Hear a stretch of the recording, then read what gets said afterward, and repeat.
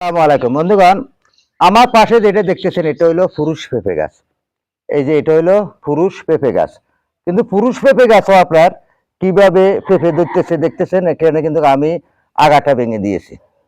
কারণ আপনারা অনেকে পুরুষ পেঁপে গাছ কেটে ফেলেন, কিন্তু না, পুরুষ পেঁপে গাছ কাটা লাগবে না। পুরুষ পেঁপে গাছও কিন্তু পেঁপে ধরা সম্ভব। তাহলে কিভাবে আপনি যখন পুরুষ পেঁপে গাছটা যখন হবে, যখন ফুল দেখতেছেন পুরুষ হয়ে গেছে, তখন আপনারা ঠিক পেঁপে গাছের আগাটা ভেঙে দিবেন।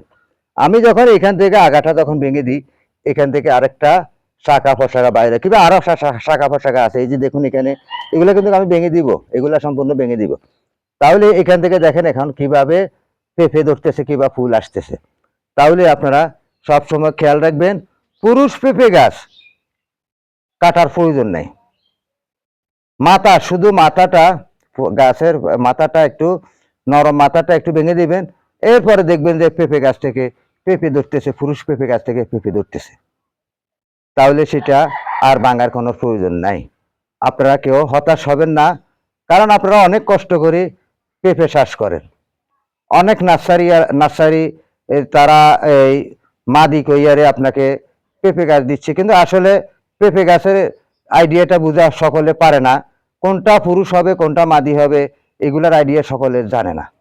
সব সময় পেঁপে গাছ কিনতে বেটে বেটে পেঁপে গাছের গোড়াটা যেন সাদা থাকে, এইভাবে আপনারা পেঁপে গাছ ক্রয় করে কিনবেন। কারণ অনেক সময় পুরুষ পেঁপে গাছ লম্পা পড়ে যায়, কারণ আমি বলে আমার কেন পুরুষ হয়ে গেল না, আমি অন্য লোক দিয়ে কিনেছি, এই কারণে আমার অনেকটা গাছে কিন্তু পুরুষ পড়ে গেছে।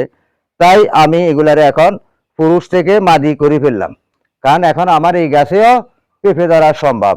তাই বন্ধুগণ, আপনারা সব সময় এইভাবে পেঁপে গাছের যত্ন করবেন।